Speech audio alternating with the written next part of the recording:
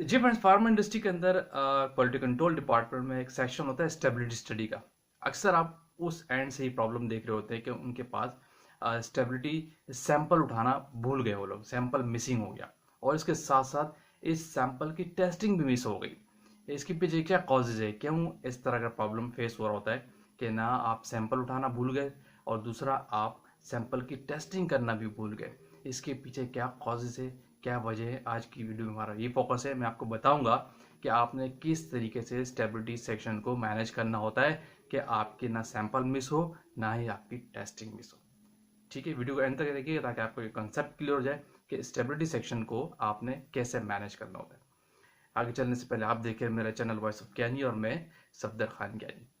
देखिए फ्रेंड्स, जब भी अगर आपको इस प्रॉब्लम से बचना है कि आपकी स्टेबिलिटी स्मूथ रहे, स्टेबिलिटी के टेस्टिंग आपके स्मूथ रहे, स्टेबिलिटी के सैंपल्स आपके अलाइन रहे, कोई चीज़ मिसिंग ना हो, इसके लिए रिक्वायर्ड है प्रॉपर प्लानिंग।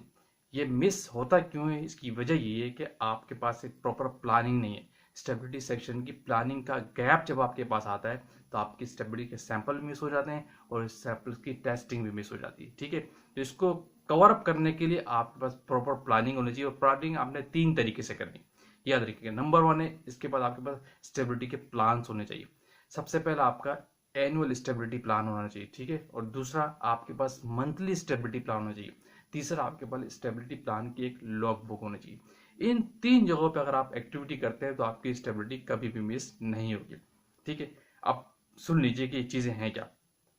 एक होता है annual stability plan. Annual stability plan आपको ये बताता है कि जिसमें आप सारी प्रोडक्ट मेंशन कर देते हैं, यानी टेंटेटिवली, ठीक है, नॉट एक्यूरेटली, ये टेंटेटिवली होता है। फॉर एग्जाम्पल मैं आपको बता रहा हूँ क्यों टेंटेटिव का वर्ड में यूज कर रहा हूँ।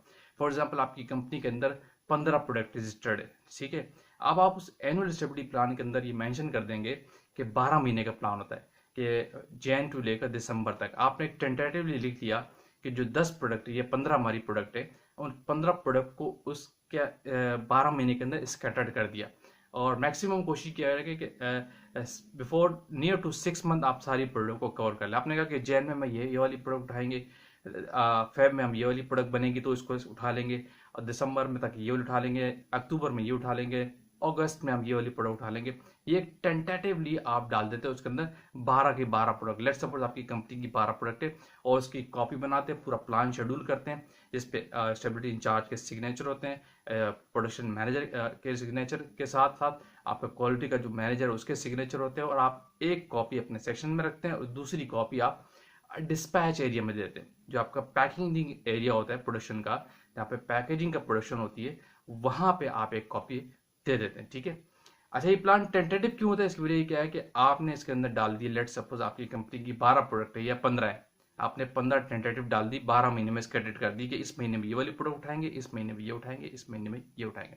लेकिन ऐसा भी समटाइम्स होता है कि मार्केट की तरफ से ऑर्डर्स ही नहीं आए और ये प्रोडक्ट पूरे साल बनी नहीं, ठीक है, तो इसीलिए वो प्रोडक्ट उस सैंपल के अंदर, प्लान के अंदर आप नहीं उठा सकते। आपको ये श्योरिटी नहीं होती कि ये 15 प्रोडक्ट साल में बनेंगी या नहीं बनेंगी, ठीक है, इसीलिए लेकिन आप टेंटेटिव डाल देते हैं कि हमने ये प्रोडक्ट उठानी होती है। अब इससे क्या होता है कि एक कॉपी आपके पास है, एक कॉपी पैकेजिंग मैनेजर के पास है, प्रोडक्शन के पास। आप जब भी उसके बाद बेल्ट पे ये प्रोडक्ट चलेगी, जिस महीने में चल रही होगी, वो उस महीने से ऑटोमेटिकली जो क्वालिटी एश्योरेंस ऑफिसर होता है उसके साथ अलाइन करके वो सैंपल, उसके नंबर ऑफ क्वांटिटी सैंपल्स उठा लेते हैं और स्टेबिलिटी वालों को पहुंचा देते हैं। ये तरीका होता है स्टेबिलिटी सैंपल के मिस न होने का। इस तरह आपका साल का किसी प्रोडक्ट का कोई सैंपल मिस नहीं होता।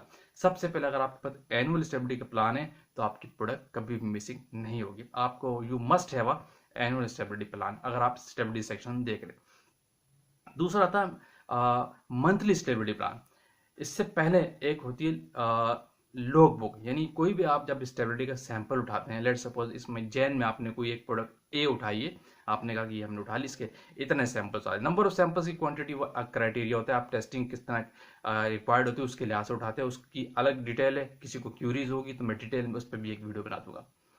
मैं स्टेबिलिटी को इसलिए डेप्थ में कह रहा हूँ कि मैंने स्टेबिलिटी का 6 साल इस सेक्शन को पूरा चलाया है, पूरे से एडिशनली चलाया अपने काम के साथ, ठीक है, तो स्टेबिलिटी का थोड़ा एक्सपोजर हम देखते हुए आए।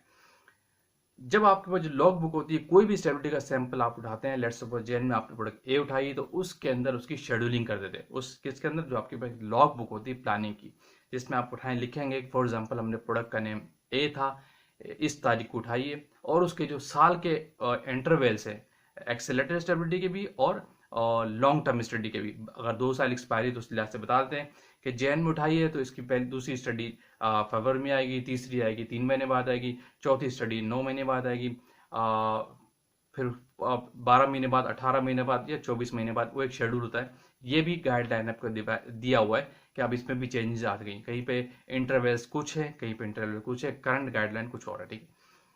तो इस इंटरवल से उस लॉग बुक के अंदर आप डिफाइन करते थे उस प्रोडक्ट के सारे इंटरवल्स के, इस महीने ये प्रोडक्ट उठाइए और इसका 3rd मंथ इसमें आ रहा है, 9 मंथ इस महीने में आ रहा है, 12 मंथ इस महीने में आ रहा है, 18 24 इस मंथ में आ रहा है, ठीक है। ये लॉग बुक जरूरी, जब भी प्रोडक्ट उठाएंगे सबसे पहले आप उसके अंदर एंट्री करते हैं लॉग बुक के अंदर, जहां पे शेड्यूलिंग होती है, ठीक है।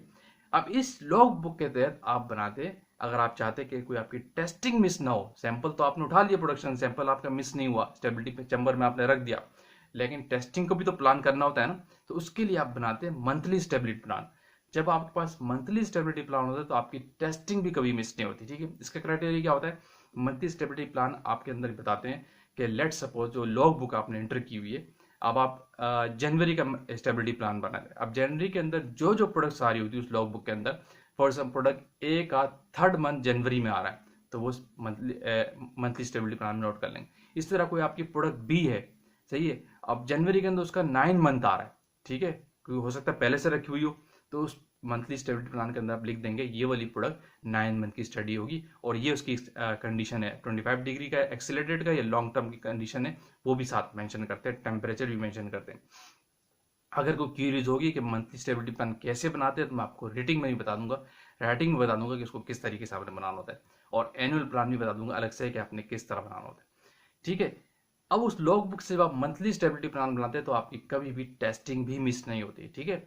उस क्योंकि मंथली प्लान के अंदर सारा डिफाइन होता है कि ये प्रोडक्ट इस महीने की टेस्टिंग के लिए आ रही है, जनवरी में आ रही है, फरवरी में ये प्रोडक्ट्स आ रही है, या मार्च में ये वाली प्रोडक्ट्स आ रही है, कभी भी आपकी किसी इंटरवल की टेस्टिंग मिस आपकी नहीं होगी जब अगर आप मंथली स्टेबिलिटी प्लान बनाएंगे, क्लियर।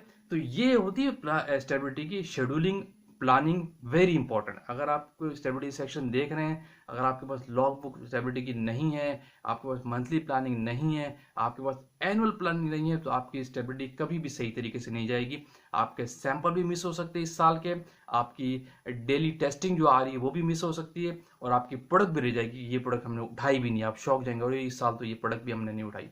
तो यही वजह होती है कि आपके पास प्रॉपर प्लानिंग नहीं होती है। स्टेबिलिटी कंट्रोल करना वेरी इजी है अगर आपके पास प्रॉपर एसओपी डॉक्यूमेंट और प्लानिंग है। अच्छा, इन सारी प्लानिंग के लिए सबसे इंपॉर्टेंट चीज़ है एसओपी। सब स्टेबिलिटी की पूरी एक एसओपी होती है जिसके अंदर सारी चीज़ें डिफाइन होती है कि क्या क्या क्राइटेरिया, किस केस में स्टेबिलिटी स्टडी करते हैं और किस तरह उसको मैनेज करते हैं, एसओपी के अंदर सब चीज़ें डिफाइन होती है। क्लियर? होपफुली आपको ये कॉन्सेप्ट क्लियर होगा कि आपको स्टेबिलिटी को बेसिकली कैसे मैनेज करना है। उसके लिए 3 चीज़ें याद रखिएगा। एक, आपके पास एनुअल स्टेबिलिटी प्लान का होना बहुत ज़रूरी है। दूसरा, आपका मंथली स्टेबिलिटी प्लान आपके पास होना बहुत ज़रूरी है। दूसरा, आपके पास स्टेबिलिटी की लॉग बुक होना बहुत ज़रूरी है, जिसमें आप कोई भी स्टेबिलिटी का सैंपल उठाते हैं जिस महीने में, तो उसकी वहाँ पे एंट्री करते हैं, शेड्यूलिंग करते हैं, इंटरवल्स लिखते हैं वहाँ पे, और उस इंटरवल्स की बेस पे आपका मंथली प्लान बनता है। उस इंटरवल की बेस पे आपका एनुअल प्लान कभी भी नहीं बनता। एनुअल प्लान का टेंटेटिव होता है, वो ईयर के स्टार्ट पे आप बना लेते हैं। क्लियर? वीडियो को एंड करते हैं। ये बेसिकली बेसिक कॉन्सेप्ट है स्टेबिलिटी को चलाने के लिए। वैसे स्टेबिलिटी बहुत बड़ा सेक्शन है और इसके अंदर बहुत सारी क्यूरीज है। कोई भी क्यूरीज हो आप कमेंट्स करें, वीडियो को लाइक करें, शेयर करें, और जो लोग चैनल पर न्यू है वो सब्सक्राइब तो लाजमी करें ताकि इस तरह की टेक्निकल वीडियोज आप तक पहुंचती रहे। Thank you for watching. अल्लाह हाफिज़।